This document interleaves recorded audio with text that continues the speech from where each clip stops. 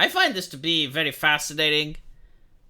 I didn't know that they wanted to get rid of Henry Cavill since season 2, but it shows two things. Number one, it shows just how much they despise the fans and the source material. It kind of makes sense because you got like a lot of diversity hires, which, you know, they managed to get the job not because of their writing, but usually due to nepotism. And once they get to the place where they got, they realize that A, they're not very good, so they're not creative people. So in order to be helped, I guess that they're being provided with an IP. Like someone else created that universe for them. But the problem is that the universe has its own characters, rules, and laws and stuff, which they don't want to follow. Right? So they want like the general idea, but they want to create their own work, but they're not creative enough in order to start it from scratch. So they take an IP that already exists and they try to pervert it, right? Like that's pretty much the modern way of the dark age of Hollywood.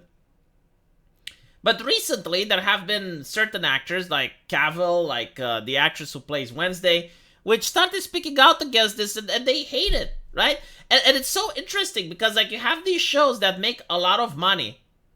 And they make money because like the actors are trying to keep the show on track. And they're so arrogant that they just want to get rid of the actors. Like, it's just so bewildering, right? I'm trying to think from my position. Like, let's say I was making a video game about succubi or whatever. And there was, like, some guy that's like, no, this is not how you do it, right? Like, you do it like this. And you notice that your game gets popular and you're selling copies and everything is great. Like, you're making money, you know? But no, that's not good enough. And you're trying to kick that guy. You're trying to get rid of him. I don't know. Like, I generally do not understand, like, the level of hubris that these people have. Because, again, like, the reason you get a job is to make money, right? And you're making money. The things is selling. Like, why would you ever just try to ruin that? So, according to this article, Cavill failed to retain the roles of Geralt of Rivia and Superman, despite receiving praise and support, right? So, like, the fans were very happy with his performance. The Man of Steel was known for these signature roles, and losing them was a way to unstabilize his professional career. Cavill's exit from The Witcher has grabbed most attention as no proper reasoning was provided by the makers on their official ground. And by the way, like, one of the interesting things is that they say it's sexismus, right? Because most of the people on top were women.